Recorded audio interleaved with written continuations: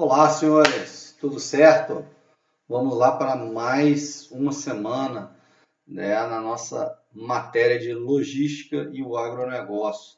Antes de mais nada, pessoal, né, sempre ficar atento lá aos vídeos que eu vou postando para vocês, eles sempre chegam durante a semana normalmente, mas se você ativar o sininho lá, fica muito mais fácil que vocês já vão ser notificados dos vídeos que vão chegando, beleza? Então dê uma curtida lá e se inscreva no canal também para ficar atento aos vídeos que eu vou colocando sempre antes de se iniciar a semana, beleza, pessoal? Vamos lá na nossa 8ª semana, se você olhar aqui no nosso ambiente virtual, lembrando que lá em cima tem as orientações gerais, os avisos importantes, né, sobre a sua prova.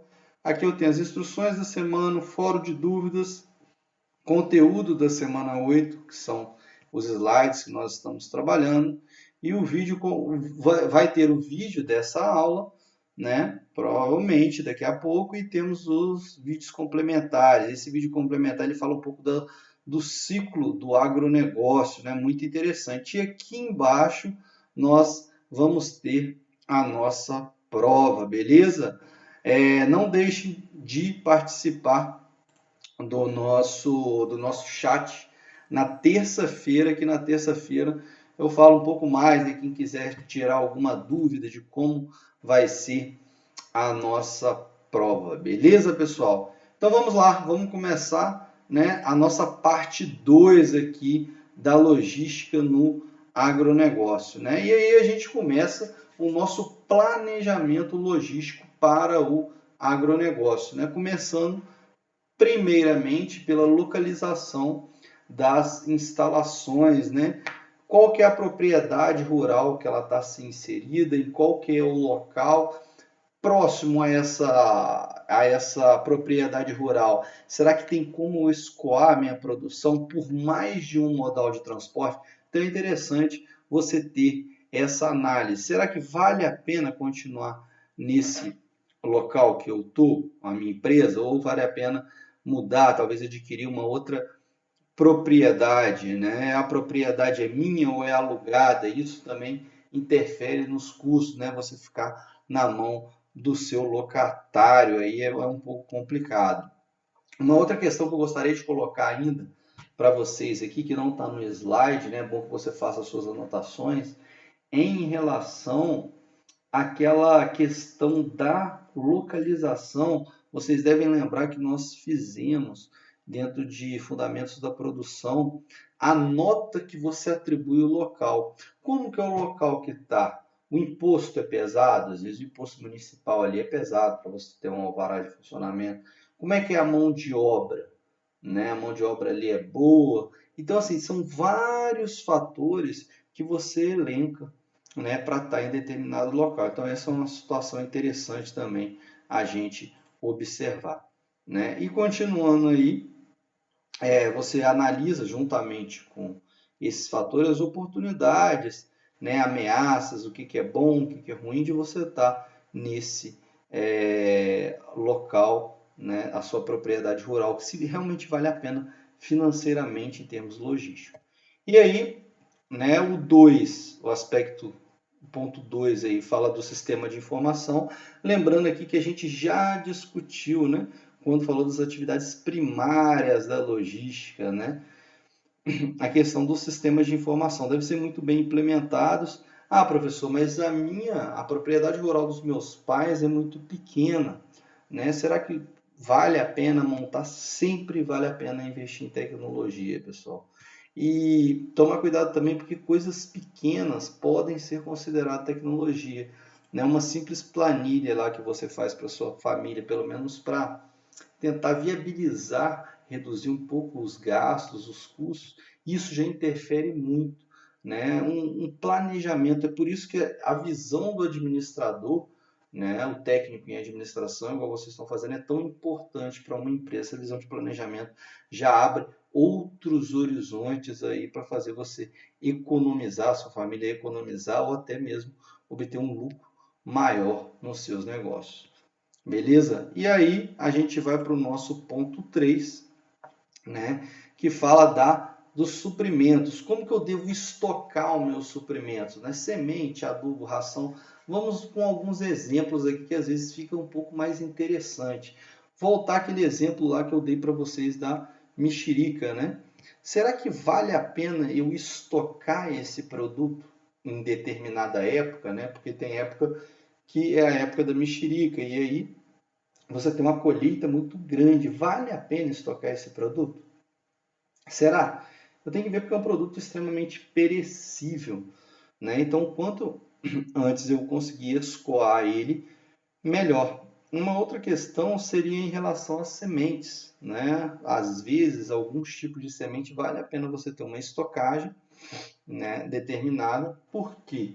Porque pode ser que o mercado venha a precisar. Se você é uma distribuidora de produtos, né, agrícolas e você tem lá fertilizantes, né, para conter algumas pragas, de repente, em alguma época, como veio falando essa grande infestação de gafanhotos que a gente tem, dependendo você consegue aí ganhar dinheiro em determinadas épocas por saber planejar melhor a estocagem dos seus suprimentos, né? Sempre as perguntas: quanto eu devo estocar, como eu devo estocar e aonde eu devo estocar, né? Essas são perguntas sempre importantes aí. O ponto 4 ele fala da armazenagem, aquele negócio, eu estoco o meu produto, mas como que eu vou armazenar esse produto, né? E tem sempre a ver com aquela questão que nós colocamos aqui sobre temperatura, né? Como é que está o ambiente. Então você deve planejar muito bem o seu armazenamento de produtos aí. E por fim, o ponto 5, que é o ponto um dos mais importantes da logística, que é o transporte, né? Qual o modal que eu vou selecionar para fazer o meu transporte? Novamente, nós temos que lembrar que é muito importante, apesar de ser uma área rural, é muito importante a sua propriedade estar próximos a grandes centros, né? A gente tem aqui, né, muitas pessoas acham, Santa Maria, né, nossa região aqui, está longe de um grande centro, igual Vitória. Não está longe não, pessoal. Se vocês pegarem regiões maiores, cidades maiores, Rio de Janeiro e São Paulo, as pessoas gastam 1h30 aí só no trânsito, né? E com 1h30 você vai e se chega em Vitória, então não está tão longe. Então, assim, é um local que é interior, mas devido ao tamanho do nosso estado, né, um estado pequeno, ele é privilegiado. Então, assim, é uma análise que é bem importante a gente fazer. Nós estamos um pouco perto dos grandes centros, onde você tem aeroportos, portos para escoar a sua produção, né? Então, assim, nós devemos avaliar, né, além dessa, qual modal você vai utilizar, as outras características, né? Qual que é a necessidade, velocidade da entrega, confiabilidade. Então, tudo isso perpassa pelo simples fato que eu falei para vocês, de observar, estar próximos a grandes centros.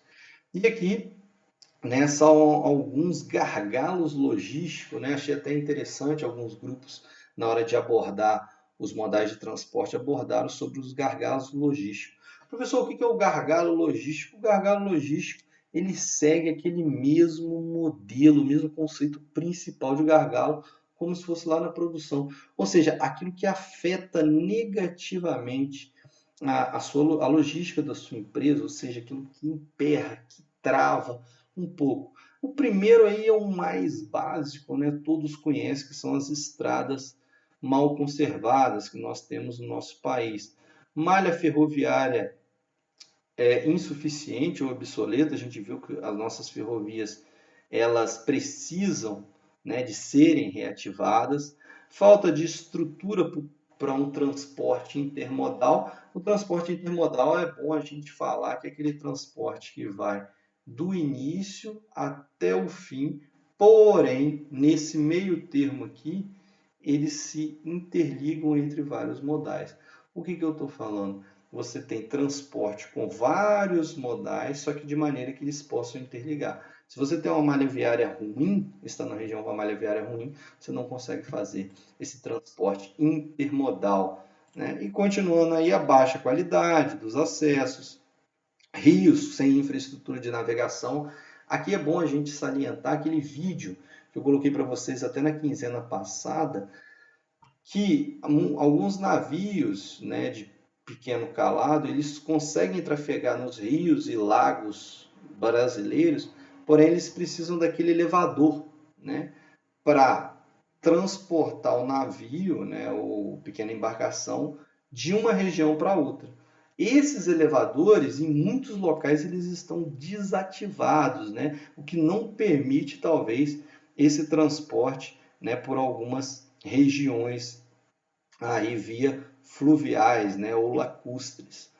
E aí tem a falta de estrutura nos terminais de armazenagem, por fim, o clima da região. O clima da região, logicamente, interfere muito, né? Você tem lugares que, se estiver chovendo há 2 dias, você não consegue chegar, né, via modal rodoviário, né? Em regiões mais frias, não é o nosso caso aqui, quando tem neve, um pouco de gelo na pista, é inviável você trafegar, né? Não sei se vocês já viram alguns vídeos na internet, porque os carros eles não conseguem manter nenhum tipo de fricção com a pista, né? Eles deslizam ali, ficam totalmente volúveis ali nas pistas e corre grandes riscos de acidente.